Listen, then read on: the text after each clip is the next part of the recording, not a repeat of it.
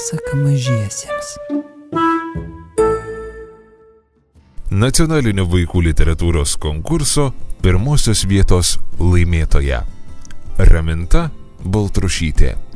Kalvėnų miesto paslaptis. 6 dalis.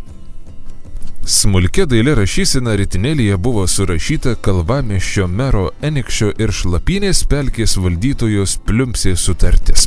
Enikščius atiduoda valdytojai Kalvėnų ir į miestą atvykstančių svečių vaikus. Po vieną per kiekvieną didžiąją šventę.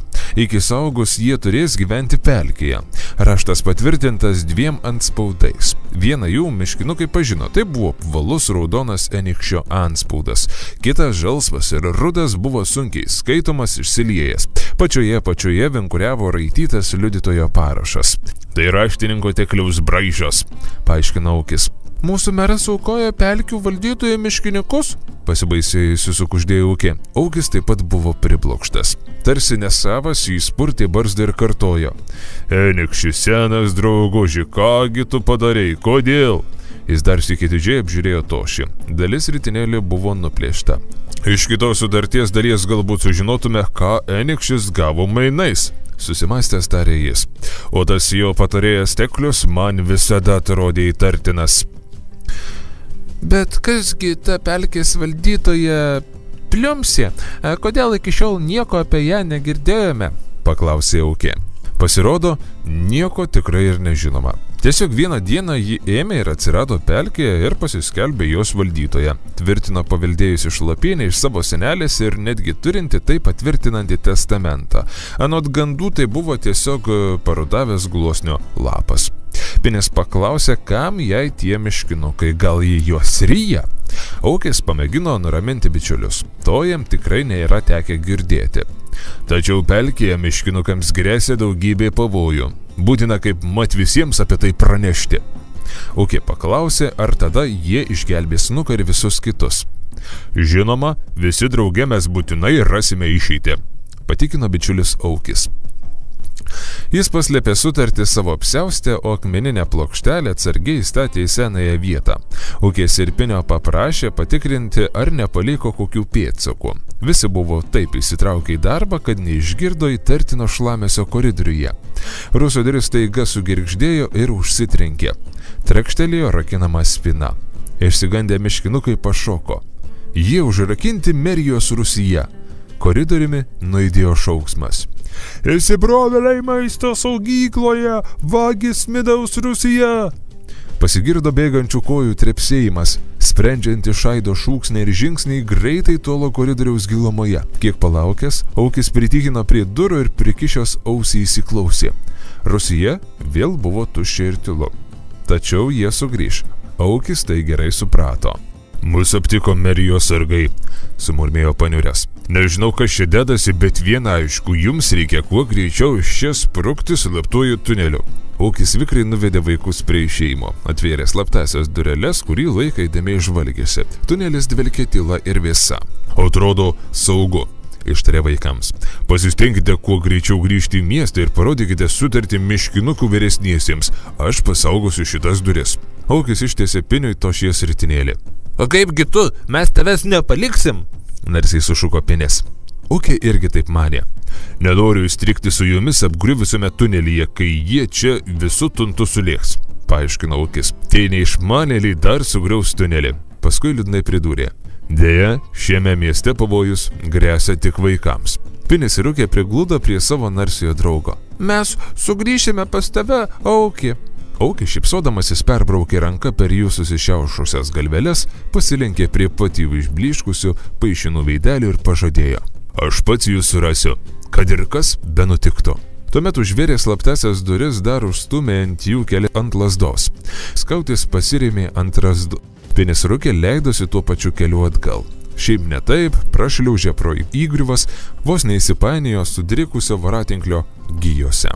Vienu metu ant vaikų galvų pažiūro smėlis ir jie pamatė, kad griūva visas slaptasis tunelis. Galiausiai miškinukai pasiekė apleistą į sandėliuką ir prisilaikydami vienas už kito išsikapanojo į pašlaitę. Pro tankiai saugusius viržius jie matė tolumoje mirksinčią žvaigždelę. Reikėjo kaip nors išsigauti iš Viržių sodo. Po to, ką jie sužinojo Merijos rūmose, ūkiai visur vaidenosi vaikų grobikai. Visų pavojingiausia atrodė grįžti į Pilaitės kiemą. Rodės, kad žingsnis jų tykos spąstai. Pinis neramiai žvalgėsi aplink. Paskubėkim, netrukus pradės aušti, sukuždėjo jis ūkiai. Paskubėkim. Susikibę už rankų, kuo tyliausiai jie išsmuko iš sodo. Apačioje slėnyje tebemirgėjo šventiniai žiburiai. Miškinukai užuodė besiartinantį rytą. Dangaus pakraštyje ryškėjo vos matoma šviesos ruoželis. Tvyrojo priešaušrio tyla ir ramybė. Miškinukai buvo visiškai nusikamavę, o dar tiek visko turėjo nuveikti. Gerai žinojo, ką turi daryti. Tai jie buvo aptarę dar slaptajame tunelyje. Pirmiausia, nusileis į slėnį, kuo greičiau, kol dar nesibaigė šventinė naktis, kol visi tebėra didžiojoje aikštėje. Ten jie atsistos pačiame viduryje, kur paprastai rengiami vaidinimai.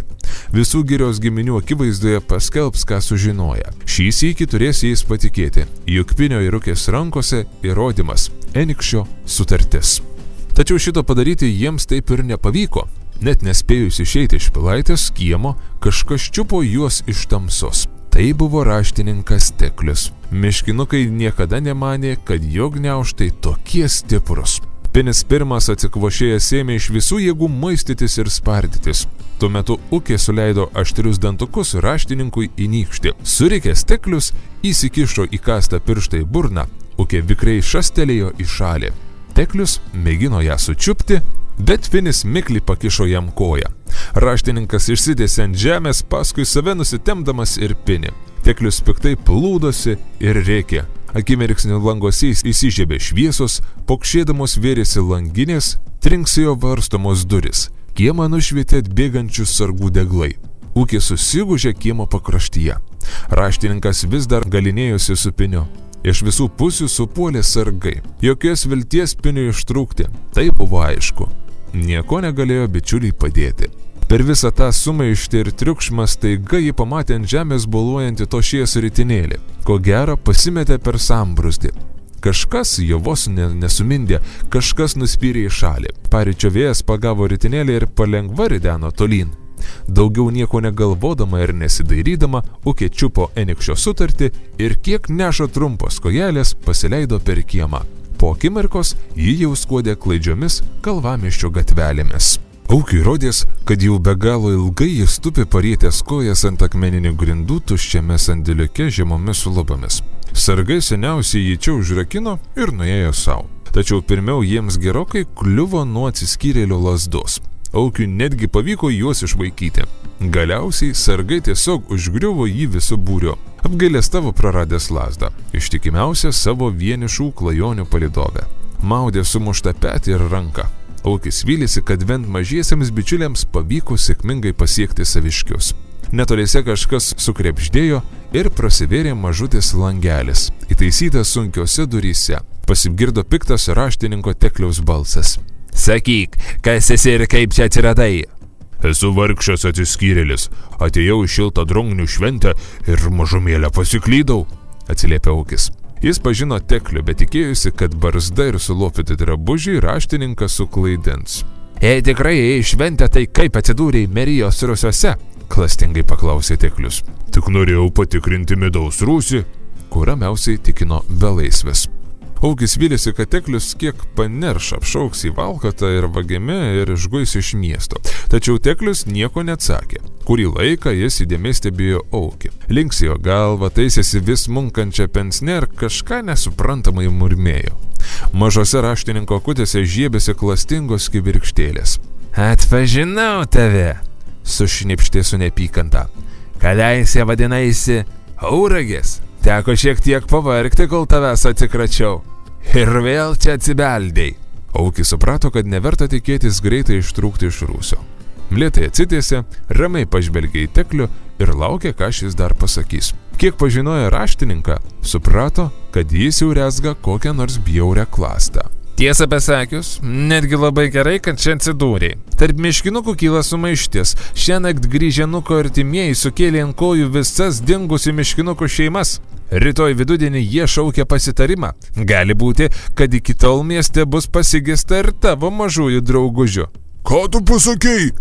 Aukis vienu šuoliu atsidūrė prie langelių, bet to jau pat bejėgiškai nuleido rankas.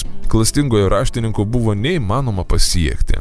Teklis paaiškino, ką Aukiui reikės daryti. Nuėjus į miškinukų susirinkimą prisipažinti, kaip jis vogęs Merijos midų, pats gėręs ir besaiko vaišinęs juo miškinukų vaikus. Paskui mažieji kažkur ošiančiojo pasiklydę. Aukis atsikirto niekada to nedarysęs, net jei tektų praleisti čia visą likusį gyvenimą. Gali būti, vyptelėjo Teklius. Bet tada ponia pelkių valdytoja dar tą patį vakarą gaus 2 mielus šviežutelius miškinukus. Aukis šaukė, kad vis tiek tuo niekas nepatikės. Patikės, juk atrodai kaip valkata ir sučiupo tave pilaitės ūsiuose tarsi kokį vagį, atsakė Teklius ir išsivėpė bjaurią šypseną. Tu visai supelkėjai, raštininkė Tekliau, tyliai, bet labai aiškiai ištarė Aukis.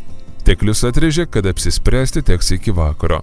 O vakaras ilgai netrukus ateiti, saulė jau patekėjo. Sušnipštė ir užtrenkė langelį. Aukis daužė duris kumščiu ir šaukė turės pasimatyti su meru Enikšiu, bet niekas jam neatsakė. Enis gulėjo lovelį ir laukė. Pilaitė pamažu rimo. Tikriausiai visi jau išėjo į šventę. Vadinasi, metas. Jis ir vėl ketina pasprukti šį kartą pro langą. Tik reikėjo būti labai atsargiam ir neįkliūti kaip praeitą kartą. Ta pirmąją šiltą drungnių naktį jam nepavyko sugrįžti nepastebėtam. Dar gerokai prieš aušrą ant pirštų galų jis partykino į Pilaitę, bet viskas veltui. Vos pravėręs duris susidūrė ir su tėčiu, ir su raštininku Tekliumi. Sužinojęs apie naktinius sūnaus nuotykius, Enikšis kaip reikiant iširdo. Jis barėsi ir grasino pastatysęs prie Enio durų sargus. Kas bus, jei jo sūnus pats vienas nežinia kur bastysis, kai tiek pavojo už Pilaitės sienų. Paskui norėjimo prisėdo šalimais. Kalbėjo, jog Enis jam visų brangiausias ir jis tik apsaugoto. Viską, kad tik jį apsaugoti. Todėl Enis niekada neturi vienas išeiti iš Pilaitės. Ypač dabar, tebevykstant šiltadrungnėms. Tėčiui išėjus, Enis nusigrėžė nuo lango. Nenorėjo matyti saulės, nei klausytis linksmo žiogų svirpimo. Kažin, apie kokius pavojus kalbėjo tėtis? Vis klausinėjo savęs. Bet nelabai jais tikėjo. Pavojingiausiai jam rodės dar kartą įkliūti, todėl nusprendė labai pasistengti, kad taip nenutiktų. Neteisinga kiūtoti vienam savo kambarėlį, kai visi kalvamestyje žaidžia ir šoka laužo šviesoje. Tada Enis ir sumanė išlipti pro langą. Jis nusileis įsikibęs virvės, ją, kaip ir tinkamą karna kostiumą, rado skrynioje. Plona, bet labai tvirta, iš šilko gijų nuvyta. Šį kartą turėtų pavykti. Net pats Teklius nieko nesuos. Vos tik Enis permetė per palangę kojas, kieme kilo baisus triukšmas. Aplink Meriją lyg galvas pametę lakstė sargai, rėkavo raštininkas Teklius ir liepsnojo deglai. Dabar tai kliuvau, išsiganda Enis. Tėtis meras išties gali prisakyti sargams saugoti jo kambarį. Enis bejėgiškai kabojo įsikibęs virvės ir laukė, kada jį pastebės. Paskui kojomis užčiopė balkono turėklus ir vikriai įsirito vidun. Apsičiupinėję suprato, kad atsidūrė savo tėčio mero balkone. Neliko nieko kito, tik pasislėpus laukti ir tikėtis, kad čia jo niekas neužtiks. Šurmulys kieme nurimo. Tada Enikšis išėjo į lauką ir griežtai paklausė, kas čia dedasi. Kažkokie valkatos atsibastė iš girios, bet sargai juos išvijo, atsiliepė raštininkas Teklius. Tada gerai, tarstelėjo Enikšis ir grįžo vidun. Enis tūnojo susigūžęs balkone. Klausėsi, kaip pamažu Pilaitėje rimsta sumaištis. Regis visi jau seniausiai išsiskirstė, bet jis vis dar neįsidrasino. Apie šventę jau nebegalvojo. Beliko tik grįžti Pilaitėn. Enis atsistojo apgraibomis ieškodama šilko virvės. Tada visai šalia išgirdo balsus. Mero kambaryje kažkas piktai barėsi. Akimirksniu Enis atsidūrė pačiam tamsiausiam balkono kamputį. Jis pažino tuos balsus. Tai buvo tėtis ir raštininkas Teklius. Balkono duris buvo praviros ir Enis aiškiai girdėjo kiekvieną žodį. Viskas baigta.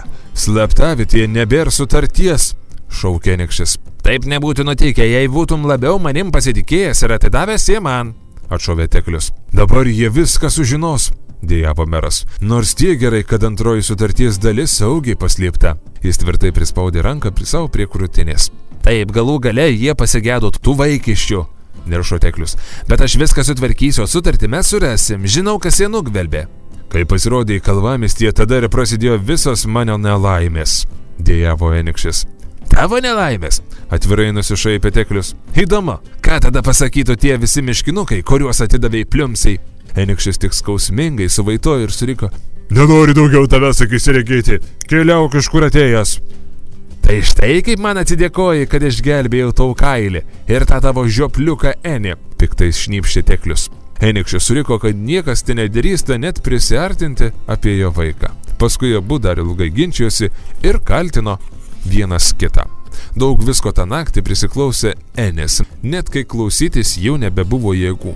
Pagaliau Teklis piktai trinktelėjo durimis ir paliko vieną merą. Pasakos tęsinys kitą dieną